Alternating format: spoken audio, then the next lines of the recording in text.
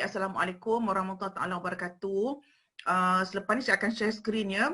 Saya sebelum ni nak explain dululah, nak terangkan berkenaan dengan ceramah yang akan dijalankan ni, memandangkan dia memang untuk peningkatan kompetensi iaitu untuk kenaikan pangkat, maka saya diberi tugas untuk memberikan ceramah berkenaan dengan kursus asas perundangan. Bila sebut kursus asas perundangan ni, dia memang asas lah.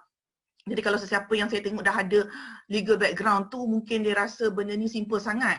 Tapi saya sebenarnya memfokuskan kepada mereka yang tidak mempunyai orang kata latar belakang perundangan. Sebab saya nak kaitkan kursus asas perundangan ni dengan perundangan yang kita guna sepanjang masa dan paling penting di dalam UKM. Sebab saya rasa di sinilah peranan yang penting selain daripada kita ada bercakap tentang Akta 605 dan sebagainya, kita juga nak memberitahu para peserta bahawa ada keperluan-keperluan mereka untuk mengetahui tentang perundangan yang ada dalam UKM sendiri, sebab ini yang akan berkait dengan kerja mereka. Jadi saya ikutkan ceramah ini berkenaan dengan hala tuju yang diminta oleh profesional. Jadi sekarang ni satu je kelemahan dalam Zoom ni, kita tak nampak muka orang. Kalau bila kita tak nampak muka orang tu, kita tahu dia dengar ke tidak. Kok dekat dapur berikan, saya seorang bercakap ke depan ni. Jadi walaupun nombor canak-canak, tapi kita tak tahulah dia ikut ke tidak. Jadi harap ni ikutlah. Sebab kalau dalam tempat biasa kita buat dekat Christmas tu, memang nampaklah wujudannya secara fizikal dari dalam ni. Kalau dia tak buka muka dia, saya tak nampaklah. Yang saya nampak ni Cik Zuhan je. Jadi itulah. Yang lain tu saya harap boleh dengar lah dan boleh inilah. Okey, jadi macam saya katakan, penumpuan saya adalah bersama dengan profesional untuk memastikan para peserta sekalian dapat memahami dan lepas ni lebih berdaya bersaing dan berkompetensi tinggi. Okey, saya sharekan skrin saya ya.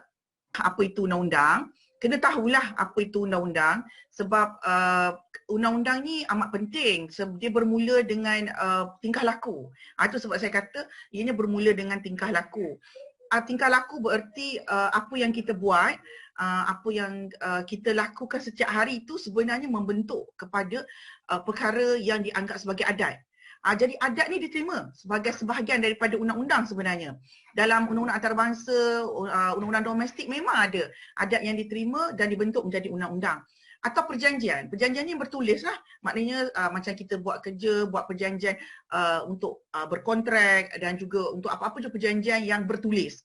Dan juga atau otoriti. Otoriti ni biasanya datang dari mahkamah. Maknanya mahkamah memutuskan sesuatu kes, maka dia akan mengikat atau menjadi otoriti kepada kes-kes yang selepas itu yang seakannya. Yang kita panggil juga undang-undang ni peraturan. Orang tahu dia peraturan. Biasanya orang akan ingat undang-undang tu benda boleh buat dengan tak boleh buat, itu je. Kalau buat nanti kena dakwa, kalau tak buat tak macam okeylah, tak baik. Jadi dia adalah peraturan atau prinsip yang digunakan oleh satu otoriti politik. Kenapa saya guna otoriti politik atau sistem guaman dekat sini? Otoriti politik ni bermakna sistem negara. Bukan politik tu pada parti kita dekat Malaysia ni memang jumut bila sebut dia politik kita nampak parti. Nampak macam-macam parti kat Malaysia ni. Salah. Dia sebenarnya adalah satu otoriti politik bererti sistem negara. Sistem negara itulah pentingnya kerajaan. Salah pilih kerajaan memang melingkuplah negara. Kalau kita dapat kerajaan yang bagus, maka politik otoriti di negara kita akan menjadi sangat baik. Ya, atau sistem guaman maknanya sistem perundangan. Ya, tak nak guna sistem guaman ni bermakna orang faham. Kita perlu kepada bantuan yang bersifat undang-undang jika kita berhadapan dengan masalah. Kita tak boleh buat benda sendiri. Tapi ramai masyarakat kita nak berkira. Kalau nak jumpa lawyer tu minta diskaun dan sebagainya. Sebenarnya salah. Kena tengok dan kita sebelum memilih peguam pun kena tengok peguam ni ada masalah ke tidak. Peguam ni pun manusia biasa juga. Bila nak mewakili kes kita kena cek dulu adakah dia pernah ada masalah dengan bar kaunsil ataupun salah laku. Ya, bukan semua peguam suci. Jadi ini yang saya katakan, kena faham apa itu undang-undang. Dan suatu sistem kerajaan juga ialah satu undang-undang apabila membentuk keadilan, perkataan keadilan atau peraturan yang dikuatkuasa untuk memerintah sebuah negara yang berdaulat. Itu sebab macam saya katakan tadi, pentingnya asasnya ialah negara ini mempunyai satu sistem keadilan atau peraturan yang mana kita anggap diterima pakai, disahkan di atas negara yang berdaulat. Malaysia negara yang berdaulat dan kita tak ada masalah, kita ada sistem negara. Sistem negara kita nanti saya akan nyatakan supaya kita faham kenapa dia akan menjurus pula kepada universiti kita. Ya, jadi ini payung besar dia lah apa itu undang-undang. Jadi dah boleh fahamlah apa itu undang-undang yang berkaitan dengan tingkah laku atau prosedur. Ya, apa yang kita buat Ada yang diterima pakai, ditulis, dan kemudian ada yang menjadi perjanjian yang mengikat kita. Itu sebab kalau nak beli rumah, mana boleh sebut mulut je. Saya nak beli rumah dengan pemaju, tak boleh. Mana hitam putihnya dengan mesti ada peguamnya. Ya, kalau nak beli subsale pun ada peguamnya. Jadi semua benda yang kita buat, nak beli kereta je kita tak pakai peguam, sebab kita ada bank. Dan bank tu ada peguam dia.